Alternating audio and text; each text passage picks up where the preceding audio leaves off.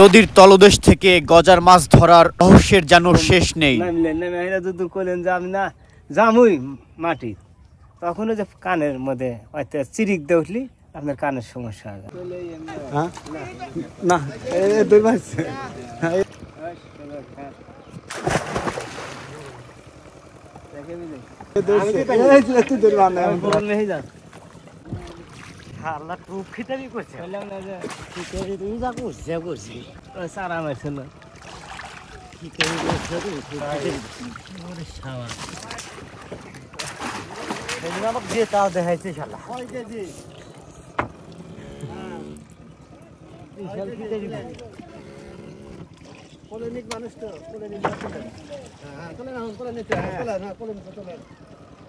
বিশাল বড় গজার মাছ পেয়েছে ভাই, 5 কেজি 5 কেজি।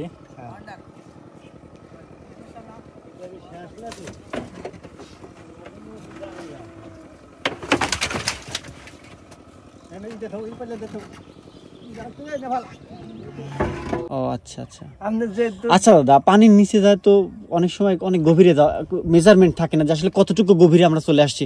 দম যদি ফুরায় যায় কোনো এক সময়, না না একটুই আছে যে আমার দম কোথায় আছে।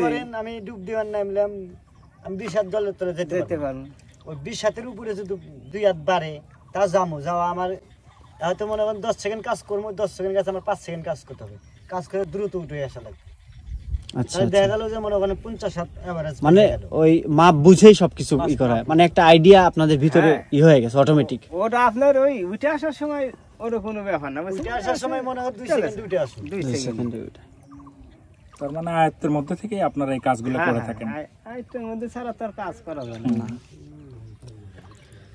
এখন আমি পারবো হইলো 5 শেয়ার যদি আমি 10 শেয়ার নেওয়ার, তাহলে তো সমস্যা হবে, তাহলে তো সমস্যা আমার হবে। এই হলো ঘটনা। আর মাঝে মাঝে বলতে না বলতেই সুকমলদা অলরেডি পানির তলদেশে গিয়ে হাজির। এখনই তুলে আনবে বিশাল আকৃতির একটি গজার মাছ। এই গজার মাছ নিয়ে অনেক জল্পনা কল্পনা রহস্যময় তথ্য ইতিপূর্বে অনেক পর্বেই দেওয়া হয়েছে। দর্শক বন্ধুরা, এ যেন পর্ব এই রহস্য উদ্ঘাটন করার শেষ হচ্ছে না। এর শেষ কোথায় দেখতে পাচ্ছেন এরা কি সাহসের পরিচয় দিয়ে পানির তলদেশ থেকে গজার মাছ ধরে আনছে।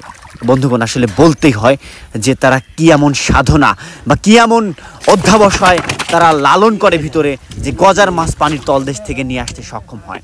এটা সত্যি সত্যি খুব অবাক করা দৃশ্য।